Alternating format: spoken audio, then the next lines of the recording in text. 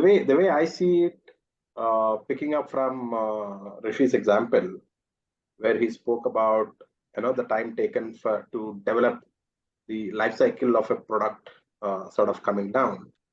I would extrapolate that to shelf life of our skills.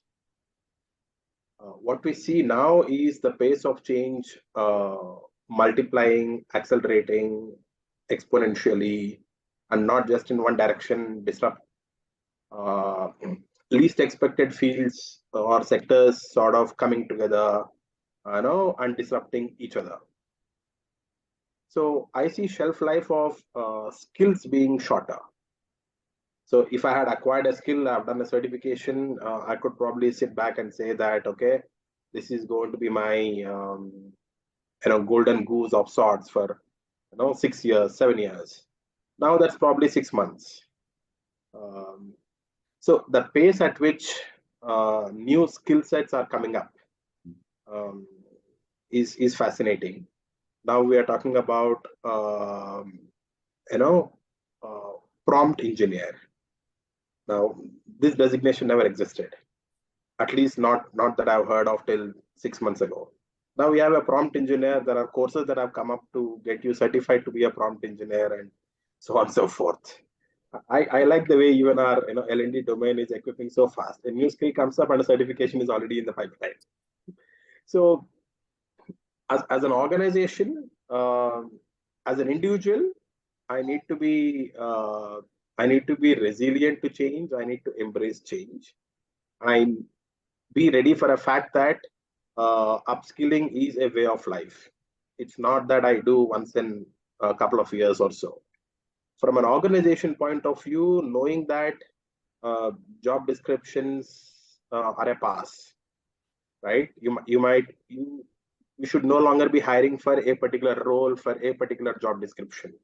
1 year down the line, the role might itself morph itself into something else, new skill sets required, etc., etc. And L&D as a function within the organization should be so agile and should be so aligned to the business, sensing what skills are being required and upskilling the organization on the same. So these are the shifts that I'm seeing. All the phobia about we lose our jobs, all of that, it's all the mind game. Jobs have been getting displaced every decade. Some jobs, some roles get displaced. New roles, new skill set, new jargon will take over. It's just that the pace at which it's happening is fast and alarming for people.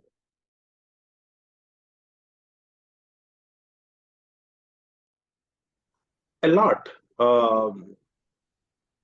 It enhances the effectiveness. I'll talk about retail. I'll talk about distribution, sales, and probably a bit of manufacturing.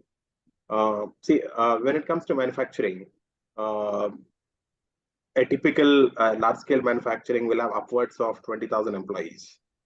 These are tailors, and you have different products that you stitch, so on and so forth. And you'll have someone who is called as an industrial engineer, who will probably know each and every person and map them to the right machine, saying, to make a shirt, it requires some 20 operations, right? And there are different tailors who are skilled at different parts of the job for the shirt to come out, right? So there is a role called industrial engineer who analyzes, this work motion, etc., and maps proficiency to the machine and so on and so forth. Now that will definitely get automated, and you can definitely expect machine to do a much better job than a human because of subjectivity, bias, so on and so forth. Will he go out of job? Maybe he'll go out of that particular job, but he'll have better jobs to do, right? Similarly, when it comes to retail, the way you engage now, if you log on to Amazon, Myntra, anywhere, they'll know your wardrobe better than you. They'll say 9 months ago you purchased this. 1 year ago you saw this color, you added to the cart and you discarded. Can we show it to you now? So you won't miss anything. All that data is getting captured and that will come back to you. So the efficiency is much, much higher.